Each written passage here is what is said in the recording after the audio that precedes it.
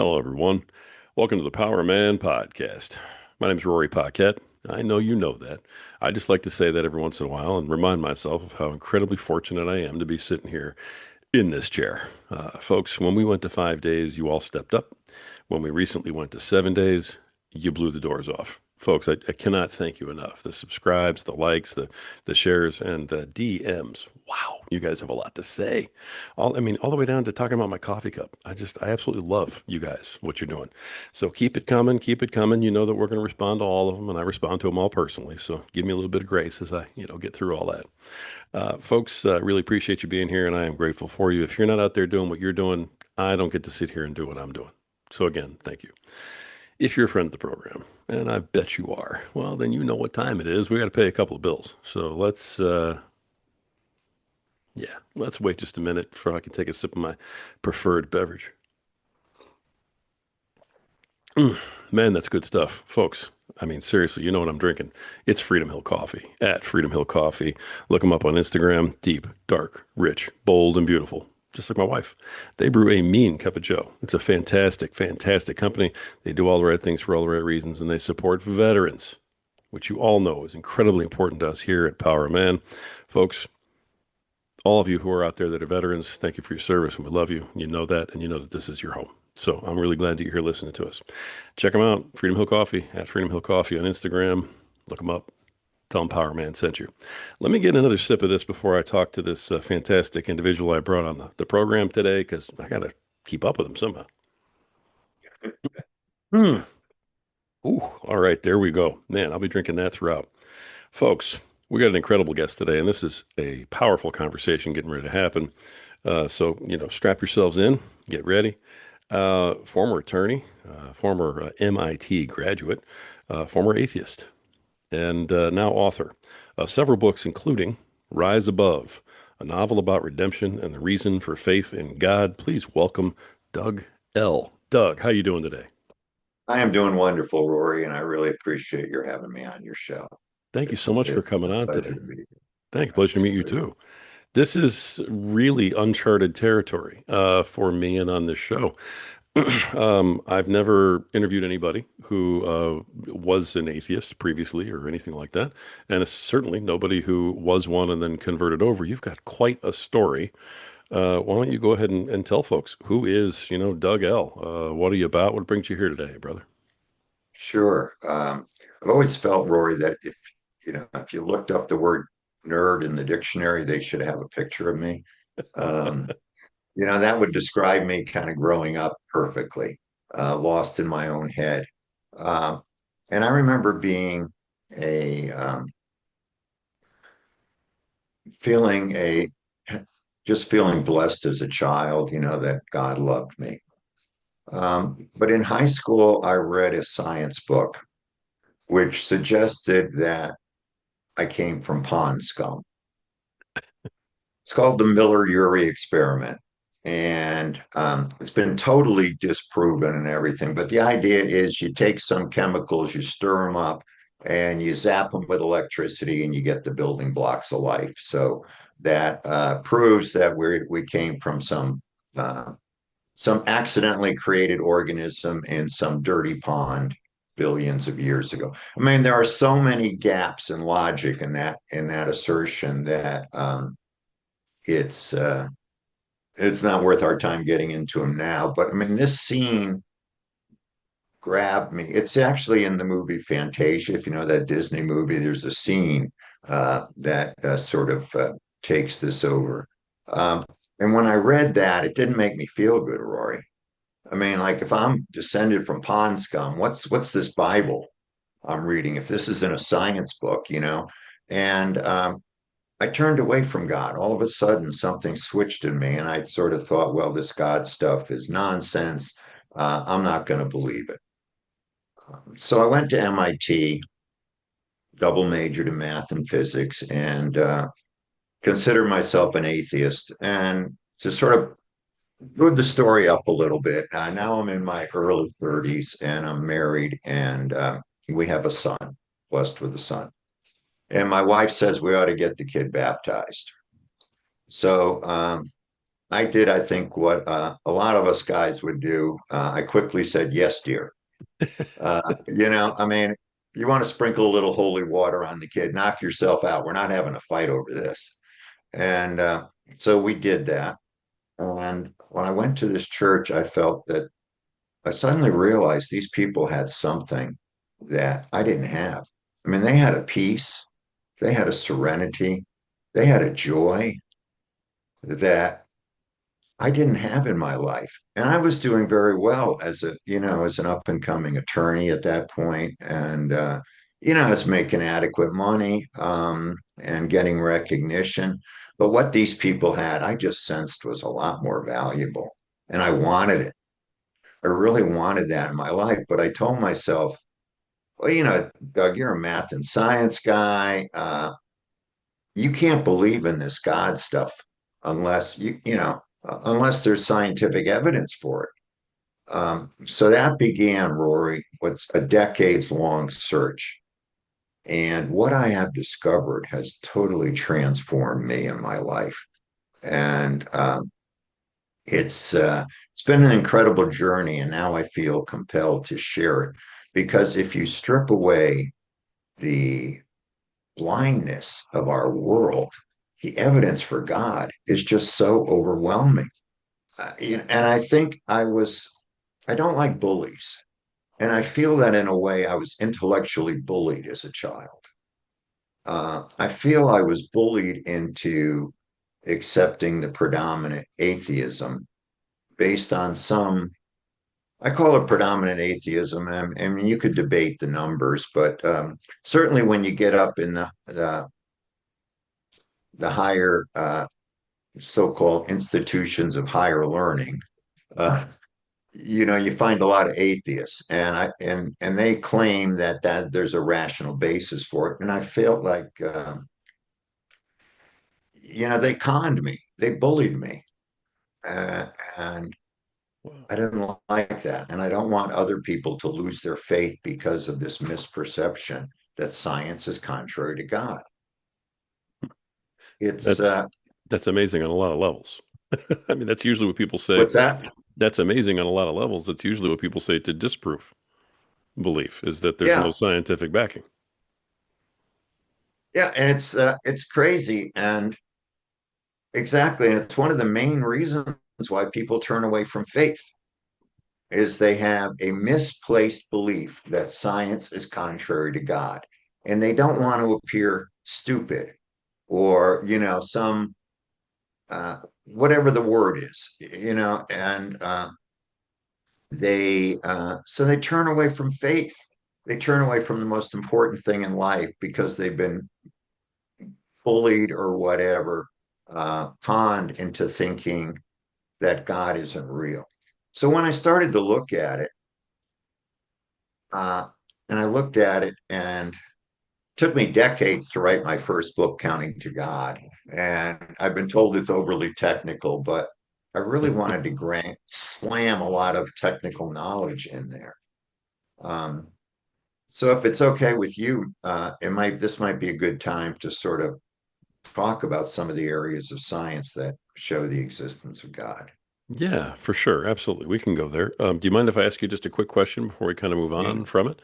Because it's interesting to me that you were actually most of the atheists that I've come across have been raised that way.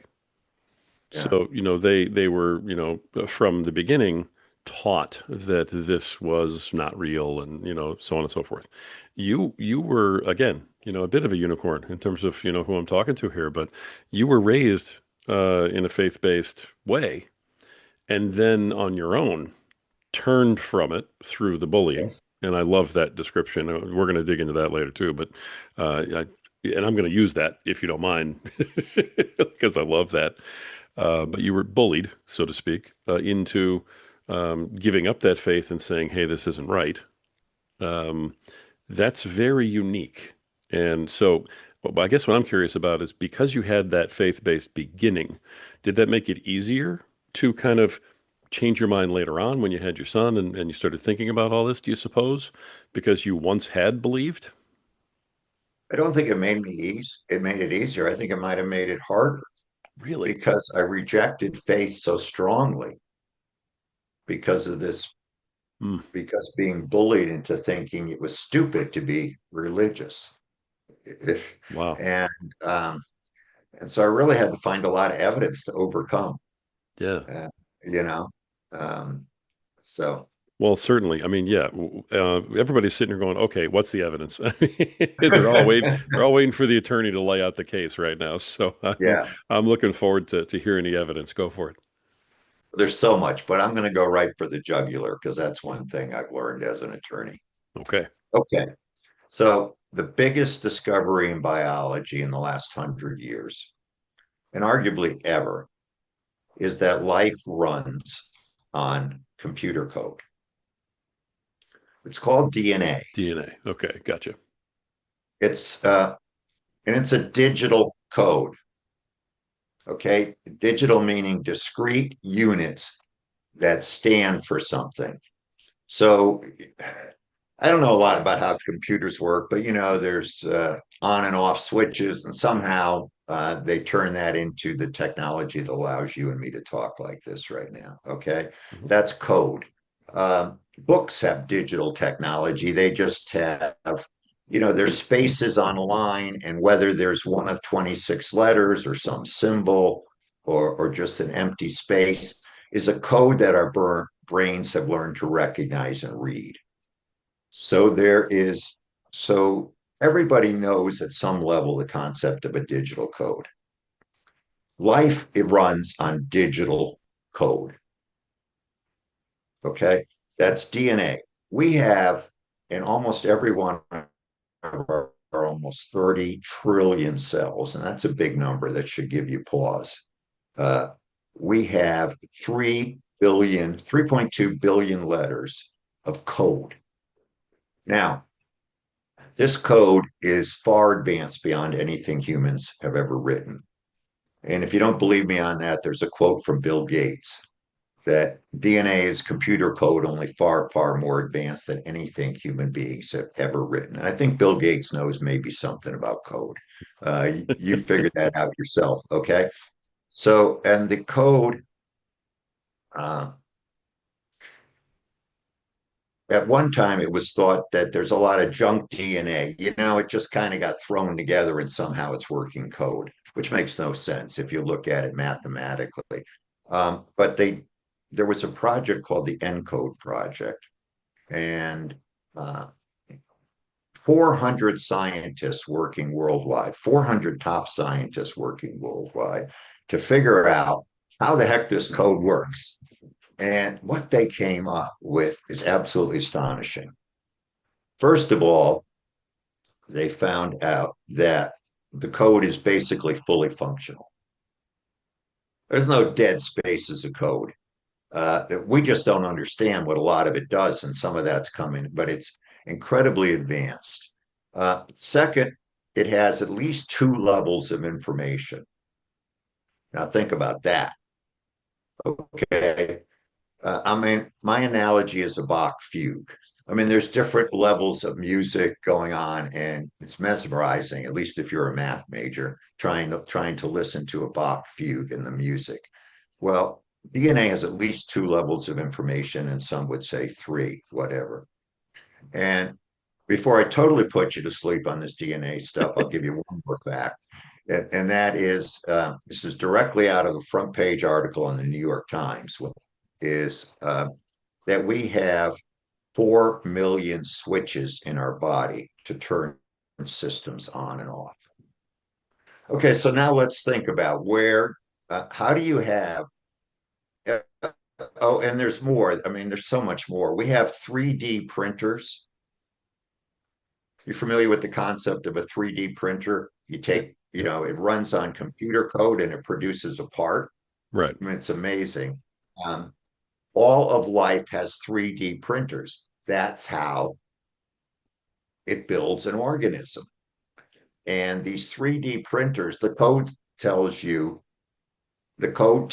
3D printers when to build a new part, what part to build, and how to put the parts together and how to operate the parts. Okay. Hmm. This is Proven science. Nobody would argue with this. So, where does code come from? Every piece of code in our modern world was written by a mind. Okay. You look at the apps on your cell phone. Mm-hmm. None of them came because somebody messed up with was just randomly putting numbers down or code down, writing code. I mean, every app on your phone is totally thought out and created by a mind. Every website, every program, whatever. Uh, but we have found the most advanced code that ever exists is in life. So how can you say that came about from through a process, a random process without a designer? Life was designed, and to me, that's it. And I get into it, and this probably gets really boring, but mathematically, if you look at the odds of getting code right by chance, it can't happen, Rory. Okay. The odds of even getting a minor piece of code, like with 150 letters to do anything correctly, um, it's like picking the right atom out of the Milky Way galaxy. Okay. Okay. The numbers are astonishing. So we are made from code, we run on code. There's no known way to get code by chance. And also, I mean, here's the thing, it's a real now getting into another area, which is how did life get started? You know, what about that dirty pond picture that's in that movie Fantasia? Um, if you start thinking now about my code analogy, and code is in all life. Human beings have a very advanced processing system, but that's kind of dull, but it's in my book, Counting to God. And but even the most what we call the most simple life has this code. It has these 3D printers. Now comes the chicken and the egg problem. How did you where did the code come from? How do you get code by accident? And how do you at the same time to have life, you have to have at, at least tens of thousands of letters of code for the most simple life you could possibly imagine. And you have to have something that can read the code. So you got to get that machine. You have to have machines that can copy the code very, very accurately. Because if you start making mistakes in the code, man, it's going downhill fast. And you have to have machines that can, these 3D printers, and it all has to simultaneously exist at the same time. So in 1964, there was a Yale scientist who sat down and computed the odds of life arising by chance. And his estimate was one in a number with 100 billion zeros. Not one in 100 billion, but one in a number with 100 billion zeros. So, you see these Powerball lotteries, Rory, which, uh, I consider them to be a tax on the mathematically challenged. If you think you're going to win, good luck to you. God bless. But wouldn't put my retirement savings on it if I were you. Well, the odds of life forming by chance are less than the odds of your winning the Powerball lottery 11 billion times in a row. Okay, everybody, Okay. these facts are undeniable. Nobody's ever argued with me on these facts since I wrote my book. Really? So if I haven't put no, if I haven't put you to sleep, I'm going to hit you with a few more. But you tell me, like you say, when I'm getting out of line, when I'm losing your audience, whatever. No, not at all. I just, I mean, I appreciate you sharing what you have. The, the numbers are astronomical that you're talking about right now. Um, these are, I mean, this is research that you decided to do. Well, I want to hear more about the facts, but I want to get just real quick kind of behind what drove you to do this. I mean, you have your son, you decide you're going to have him, baptized, right? I mean, that's almost giving in to your wife, and maybe what is that called, the Pascal's bet, where it's like, hey, if there is a Yeah, God, he's covered. If not, doesn't cover matter. your back. Yeah. Right. So it's one of those. But somehow you're driven to do this sort of research to find your way back. What caused that? Was it simply the birth of your son? It was seeing these people in church with faith. That's what did it. Okay. Yeah. And I'm not claiming that anything in my book. Uh, I'm a unicorn, like you say. That's a good description. I like that. I'm going to use that. You Uh, got it. it's but if you take away this barrier, I think I can help people take away the barrier. But faith is a relationship between you and God, and God has to give you that. But it helps if you ask for it. Okay, Okay. if you really ask for it, and don't be afraid to ask because of some phony belief that science is contrary to God. But if you look around, so you'll see in our society a lot of rich people, successful people, whatever, that'll tell you a good story and make you think they got the perfect life. But in my experience, it's the people of faith, and there's a lot of studies on this too, although it's not quite as hard numbered base as my math example. But I mean, that's where the joy is, Rory. It's in faith. And I just want to take away the barriers, but I wanted the joy to ask you what drove me to do this. And my journey was, I didn't come up with all this overnight, and I really didn't discover it. I just read there's hundreds of books out there on this stuff. People just don't know about it. Yeah. That's what I mean. It's an immense amount of research for someone to do. So, something I'm had a to nerd. spur you Let's on. go back to that picture of me being the nerd. I mean, at one point, I was an attorney in Washington, D.C., and I got fed up with the BS of D.C., which maybe a lot of people can identify with all this.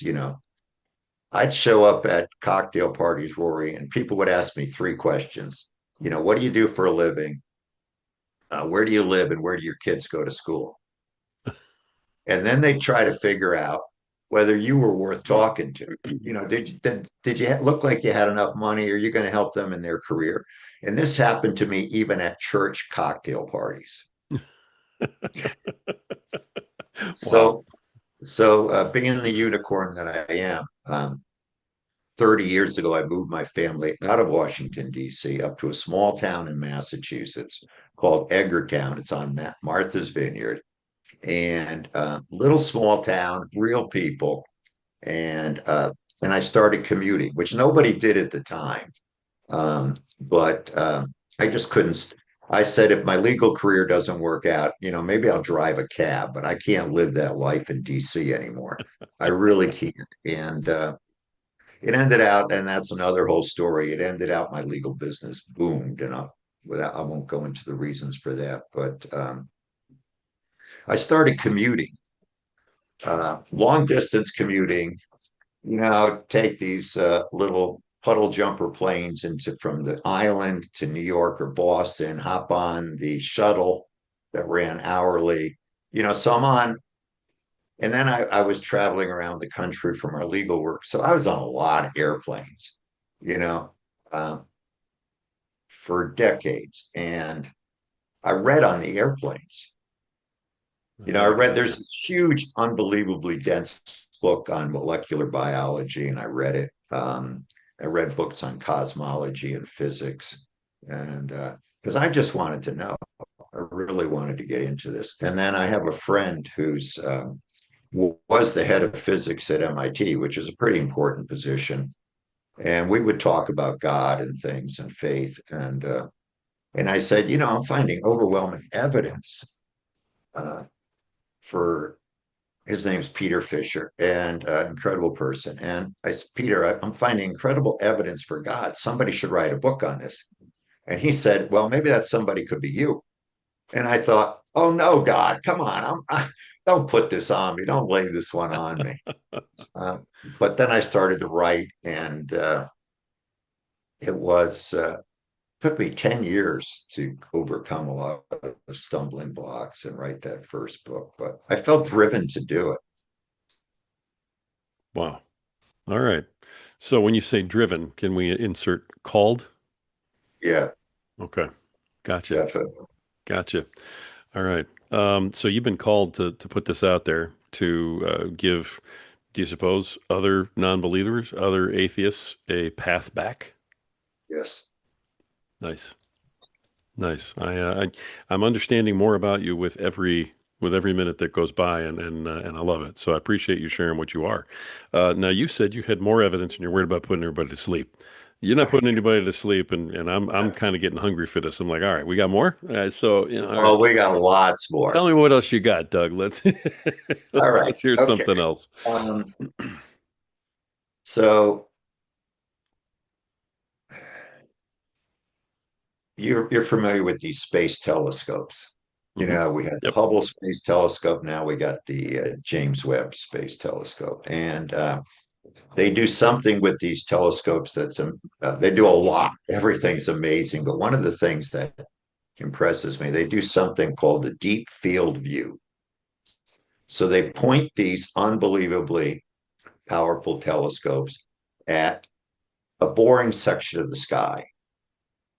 They find something that looks empty, and this section of the sky is about as big as a grain of sand at an arm's length, okay, compared to the whole sky. So it's just a tiny little piece.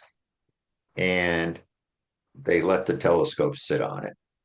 And what they find in this speck are tens of thousands of galaxies,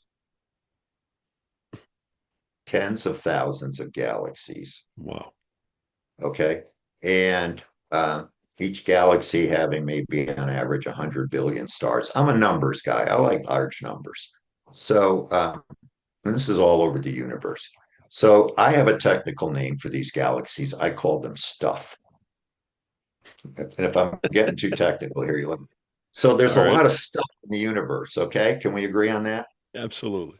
A lot of stuff. All right. A lot of stuff. So where does stuff come from? That's the Think about question. it. You know, Yeah. fair enough. Where does stuff come from? Now, when you think about that, there's only two answers, really. Either stuff was created or it's always existed. Fair Hmm. enough.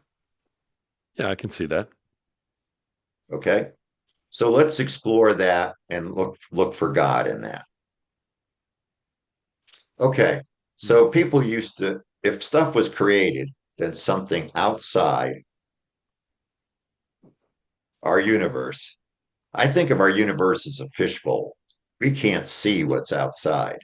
It's big, but it was created.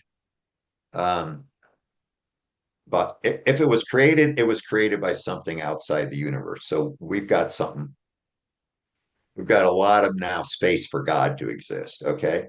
Now, if it wasn't created, it has always existed. Fair enough. And that's what people used to think. Uh, People, particularly atheists, would latch on to the it's always existed. Well, we've known for 100 years now that the universe was created. Okay. And there's this secular concept of something called the Big Bang, which has at least a dozen problems with it from a scientific point of view. Um, but the Big Bang violates the most fundamental law in physics. That's called first law of thermodynamics, which will tell you that matter slash energy cannot be created or Oh, destroyed. wow. Okay, now you can change the form. Think of atomic bombs. You melt a little bit of matter. Wow. Okay, but this is the most fundamental law in all of physics. You cannot create or destroy. So right away, we have something happened that cannot be explained by the present laws of physics. Okay, now if you want to go back to the universe has always existed, Now you've got a problem with the second most fundamental law of physics. And that is the second law of thermodynamics, which I know is a totally boring, nerdy name, but it's really easy and everybody knows the second law of thermodynamics. It is that things rot, everything goes downhill. Okay. Without a mind, everything gets messed up. Okay. People and minds can sort things out, but left to itself, and the more technical explanation is the universe is running out of usable energy. It's like when you stir things up, the order that existed, the tea in the bag and the water in the glass get messed up. Okay. And that's mathematical. So the universe can't have always existed. We would be in something called heat death. In other words, there'd be no more energy left in the universe. So the fact that the universe was created leaves a lot of room for God. That's the first point. Just creation. Mhm. Why does anything exist? Okay. And you can't say it's always existed. So now you've got to try to explain why it exists, why it was created. And without God, there's no science. People can't go into a laboratory and create something, nothing. They'd violate the first law of physics. Now, so we got something you can't explain by science, which Right. is stuff. Again, a technical name, forgive me. So now we're going to look at that stuff and in the universe. And what we find now, and this is accepted even by atheists, and part of it was proven by Stephen Hawkins, a very well-known atheist, is that this universe is designed for life to exist. Okay, so here's the analogy, right? You walk into a control room for the universe. There are hundreds of dials. So one of the dials sets the speed of light.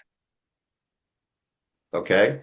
Okay. Another dial sets the ratio of the electron to the proton. Okay. Another dial sets, there are four fundamental forces in nature: the strength of the electromagnetic force, the strength of the strong nuclear force, the strength of the weak nuclear force, and one of them sets the strength of the force of gravity. Now, Okay. Stephen Hawkins proved that if you change the strength of gravity by one part in a number with 60 zeros, the universe would not exist. Okay. It would Gotcha. either, Okay. it would either, uh, when it was created, it would, it's like imagining a rocket that you shoot up in the air so perfectly that it just hangs there. It doesn't fall down and it doesn't go off forever. And one in a number with 60 zeros, um, you know, uh, it's like picking the right marble out of a pile of marble that extends beyond the nearest stars. And that's just one. So there are hundreds Wow. of dials in this control room. They're all set exactly right for life to exist. Gotcha. Now, the technical name for that is called fine tuning, but this is proven physics, Rory. I mean, I didn't make this stuff up. I didn't discover it. There's a lot of articles on this. So so now we got something that's designed. Hmm, that gives you pause, right? What's going Yeah. on besides our outside our fishbowl of a universe? And two, wow, how did it get designed? Right? That suggests a mind. Um, and so the atheist counter to that is, and there's no science for this, but they can make up a lot of formulas. There's something called a multiverse. Have you ever heard of that? Yes. I have. Okay. So the idea is, well, this multiverse has always existed. Um, and I won't get into the details, but there's a 2006 theorem by three of the world's top physicists that says the multiverse doesn't work. There had to be a beginning. I mean, even if you imagine other universes out there somewhere, there had to be a first universe, and that gets Right. technical, but whatever. But they also imagine that this multiverse has some sort of mechanism that it can change all these laws of physics and all these dials. Um, and that just hides the fine tuning out of sight, so to speak. Any machine that can produce something is more complicated, forgive me, than what it produces. I mean, a toaster is more complex than a toasted piece of bread. A car manufacturing facility is more complex than a car. So you take something complex like our universe and you imagine something more complex that can turn it out. I mean, Yeah. you just moved all the design behind the curtain, so to speak. That doesn't work either. So the number two, so I start my first book, and by the way, I weave these themes through all of my books, but you know, where does stuff come from? And how did it get designed for life to exist? Nice. Nice. Yeah, I love just even the conversation we're having right now because as someone who is a person of faith, we always get drawn into these conversations at some point with somebody. yeah, And right. there's a certain amount of I mean, points to an argument that you just don't have, that neither side has. And so you end up just disagreeing. It's kind of like politics, right? Because I think everybody just kind of makes up whatever facts they want to have, but Right. these are I mean, actual points that people can use. So your books aren't just helping folks who may not believe to open the door to allow them to believe, but they're also helping folks who believe make an argument as for, why they believe. I mean, there's a lot of uses to these books that Yeah. you've put out. And that's, as like I said, as someone who's a man of faith, I'm, gleaning that from this conversation going, my only conversation about the Big Bang Theory, for instance, is just to keep going, well, then where did that come from? Where did that Yeah. come from? And eventually the person goes, well, no one knows. And I'm like, exactly. So at some point that argument ends, but then they just walk away and they're mad. This is serious scientific data. And I mean, especially we all know from high school, matter can neither be created nor destroyed, but no one ever puts that into use. I'm Yeah. sitting here nodding my head going, that's so simple, that one piece. But you've woven it into all this other stuff that just absolutely makes sense. I love what you're doing. So let me here's a new fact that came out since I wrote my first books, and Okay. it's not in any of my books, but it's just stunning. So they take this new telescope, the James Webb, Yeah. and it's. We also know the universe is expanding. By the way, the Bible says 11 times, "I created the universe and I spread it apart," or He created the heavens and He spread them apart. Okay. Okay, um, and so what I found is that the Bible is scientifically accurate. Now, this James Webb telescope, looking at these most distant galaxies that uh, it can see, they're moving away from us. Their light is shifted to the red. It's kind of like the change in the sound of frequency when an ambulance goes by. The wavelengths get stretched out. The and it finds these distant galaxies are just as fully formed and have just as much structure as the distance around us. This totally blows out all previous scientific theories of the Big Bang and the creation of galaxies. You know, that when you're looking at these galaxies, they say, we're looking back in time. These should be shapeless blobs. They didn't have time for the stars to evolve and everything like this. But no, there's two major scientific studies on this. I didn't invent it, I didn't make it up. You can read it. Uh, these distant galaxies are fully formed. Okay. Wow. Okay. God made the heavens and he spread them apart.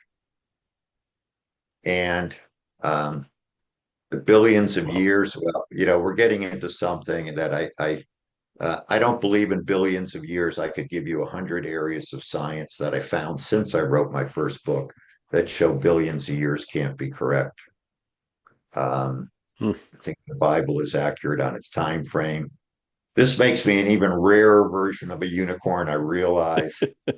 But if you dig into this, you find so much for faith. Just to quickly list some of the other areas, if I'm not putting, you know, if it's not getting too technical, but the Earth is designed. There, if people say, well, there's lots of other blobs, call them exoplanets out there. That means the Earth isn't special. Oh, no, no, no, no. If you look at the way the moon stabilizes the Earth and the tides, if you look at the position of the Earth in the solar system, the position of the solar system in the galaxy, we have Jupiter, which kind of acts as a cosmic vacuum cleaner. Otherwise, all these space objects would be crashing into Earth. They crash into Jupiter instead. Um, you have the atmosphere we have, the elements we have. Um, a lot of scientists now believe there's no planet as special as Earth in the entire universe. Hmm. Um, Interesting. All right. yeah, and you've got the wonder of human beings. We are created in God's image, which is a phrase that's true, but we don't really fully understand it. But one of the things they found when they look at this DNA code is that every single kind of animal has unique sections, code that doesn't appear in any other kind of animal. In other words, if you want to build a different kind of animal, you got to add new code. It's like going back to the cell phone analogy. You got to add an app. Well, one of the things we've got is the human brain app, and it is the most incredible technology in the universe. You know, it's not just some mushy gray stuff up there. Uh, we've got as many cells, neurons as in a galaxy, hundreds of billions. They have as many connections as thousands of galaxies. They communicate with sound and with light. Um, you have more processing units in your brain than all the computers on Earth. These are scientific facts. Okay. You are born with the ability uh, to do so much. And where did the human brain come from? Where did the most advanced technology in the universe by far come from if it wasn't created by God? And God created all different kinds of creatures, and atheists imagine some sort of stepping stone, from pond scum to plants to fish or whatever, to apes to human beings. There's no science on any of that. Those kind of changes have never been observed in a laboratory. But people have connected the dots to try to make us believe, that we're from monkeys who are ultimately go down to pond scum. It's nonsense. Look at the human brain. And the human brain has at least 54 very complex parts, 54 sections of code that are not in any monkey or ape or chimpanzee. Clearly, human beings were created. Right. Otherwise, all those different parts would have to have somehow been created on their own Accidentally, at a time. one at a time. And when Right. you look at, so let's go back to my 3.2 billion letters of code in almost every one of our 30 trillion cells. Proven scientific facts. Okay. Now, in every generation, there are mistakes in copying. The copying machinery we have works better than anything human beings could decide. But on average, and I've debated this point with Harvard scientists, and we've agreed that there's about 100 errors in the code per generation on average. Okay. Um, Maybe more, maybe less, but that's a good number we can all play with. So think of this 3.2 billion letters as imagine very, very thick books and maybe 1,000 of them piled high. That's 3.2 billion letters. Now, and you introduce 100 errors in every generation into this stack of books, into the code we have. Now, how likely is it that the books are going to get better? Uh, You're putting in random. yeah, not at all. This business of we're going to select out the mistakes and create new sections of Hmm. code has no mathematical basis. And I Right, keep coming back to that because I was a mathematician. It's so intuitively obvious to me. When you start putting typos in a book, the book doesn't get better. right, Okay. The book does not get better. right. We're Mm, going downhill, not uphill, my friend. Um, and to think we're so much smarter than earlier generations. I mean, I love the cartoons about cavemen and all that, but I'm sorry, early people were smarter than we were. They didn't have our technology, but they were very, very smart. I mean, look at Stonehenge, look at the pyramids. We can't figure out how they did that sort of stuff. right. And that's just the tip of the iceberg, so to speak. So there's so much science out there. You just have to strip away the blindness. Hmm. I mean, this is one heck of a conversation. Every single thing you're saying just makes sense. As soon as you say it, it's like, well, that makes sense. Yeah. That makes Add sense. typos to a book and tell me how it gets better. Right. Okay? Show me that mathematically. You don't have to sit down with paper and pen. I think anybody can get that. Right. Okay. In this book we have these 100 or 1,000 volumes of big, this is proven science. Hmm. And it's designed with multiple levels and error correction mechanisms. Um, but adding typos, random changes, you can't make the book get better. Okay, even if you throw away the worst copies, what's called there are these mistakes lie below the selection zone. In other words, they don't have most of them don't have a discernible impact on fitness. They're just, it's just some uh, extra technology, but so you can't say under Darwin's theory that, we're selecting those out.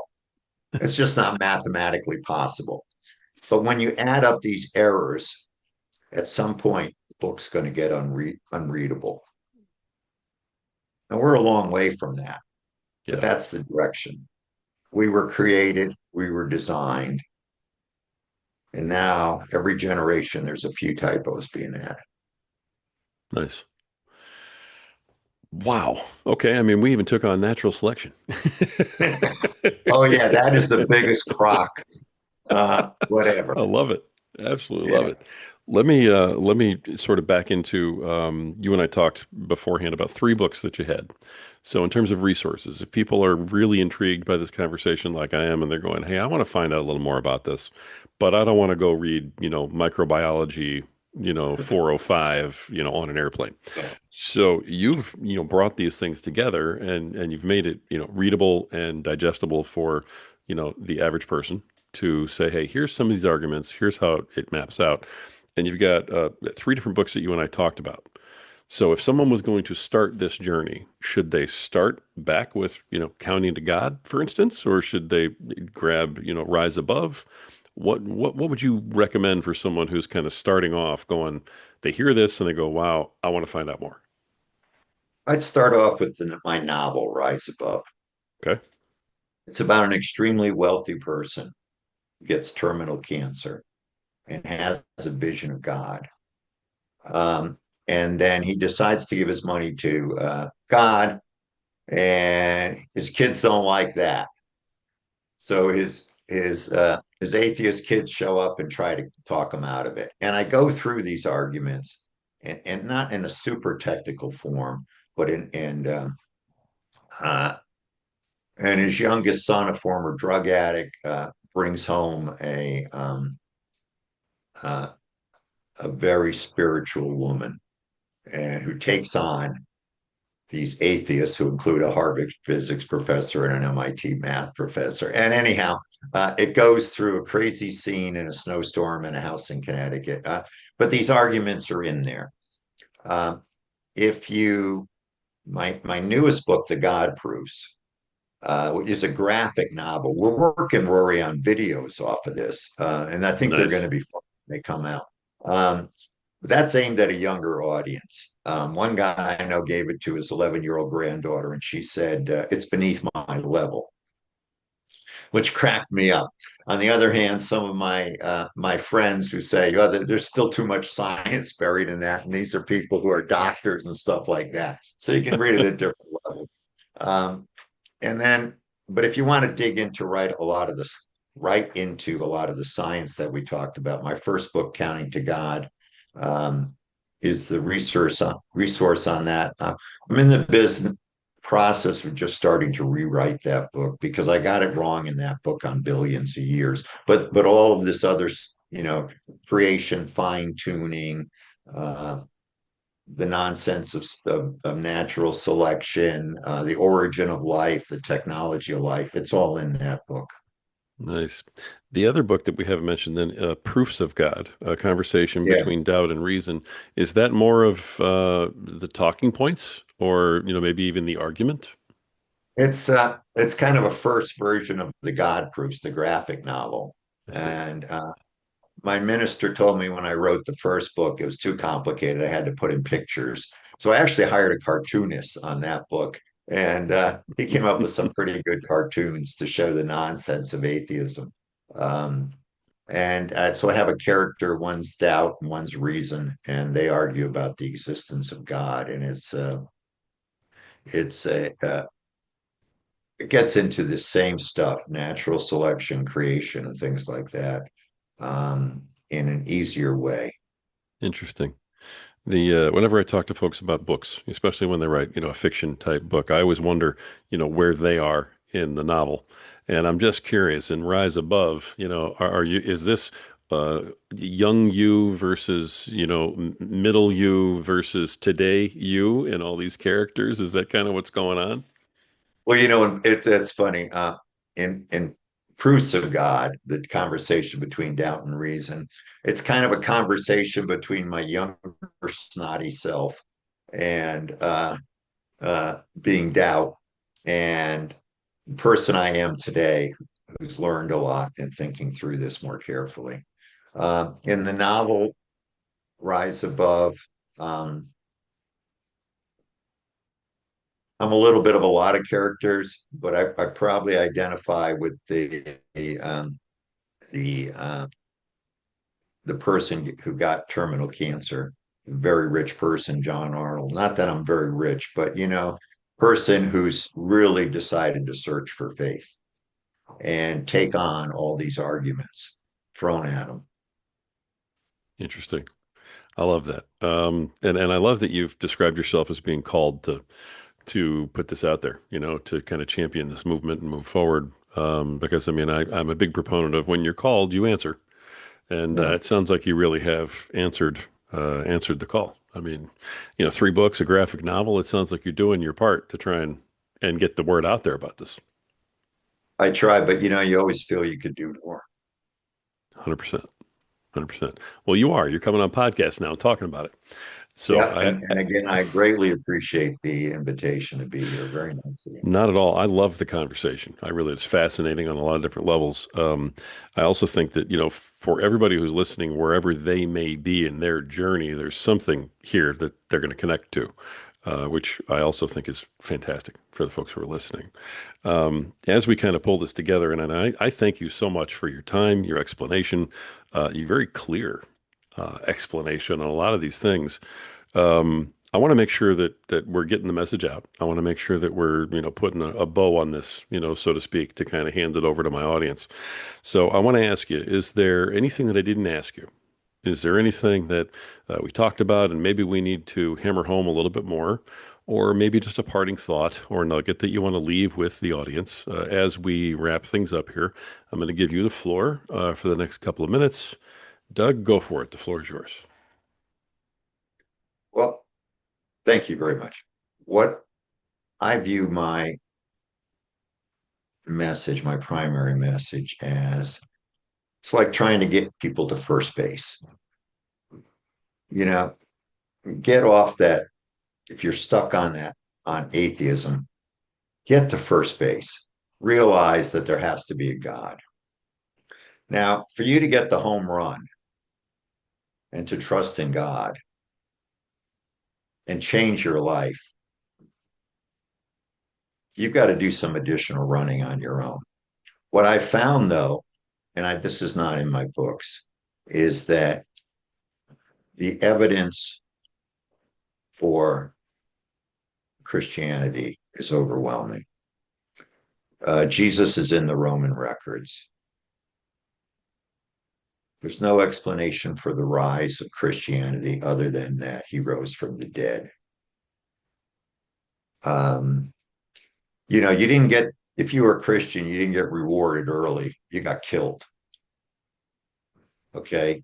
And the Christian faith survived 12 rounds of brutal Roman persecution. I mean, the worst stuff that you can imagine. That's what they did to Christians. They hated them because they put the Roman morality to shame.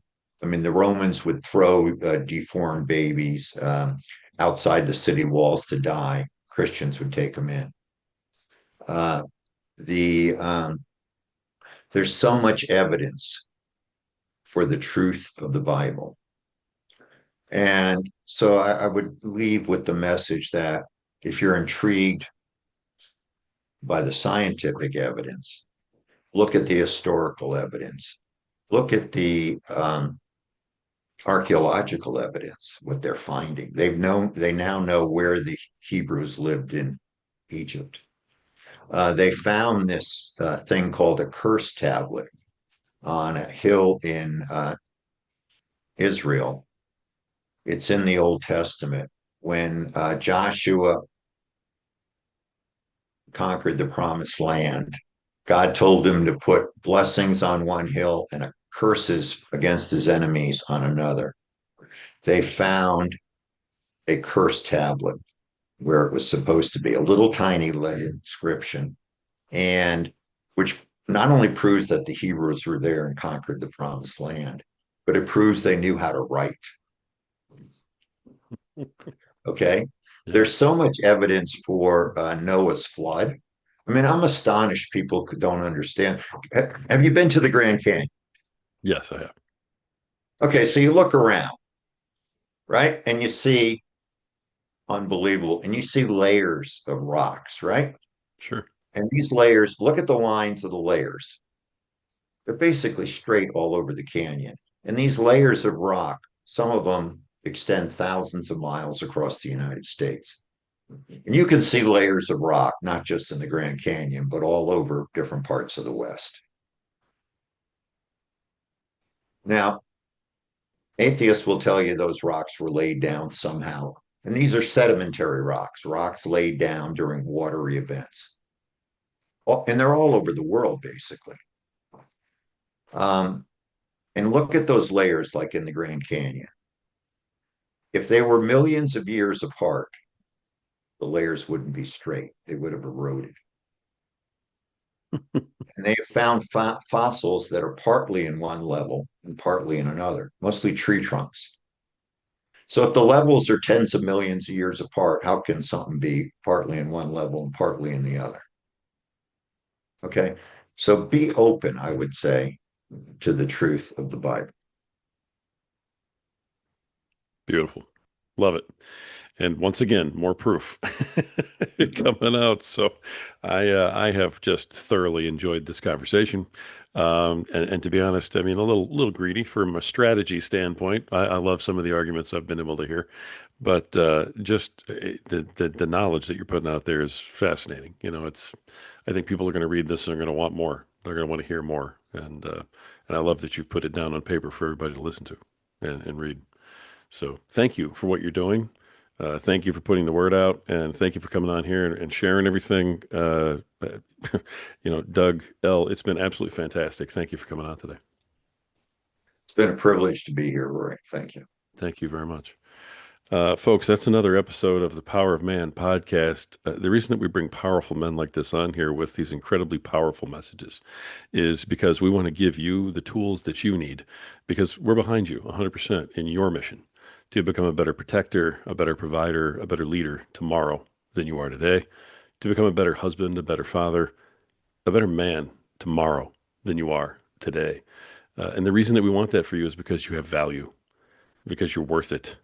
And at some point, you're going to just have to believe it. Until next time.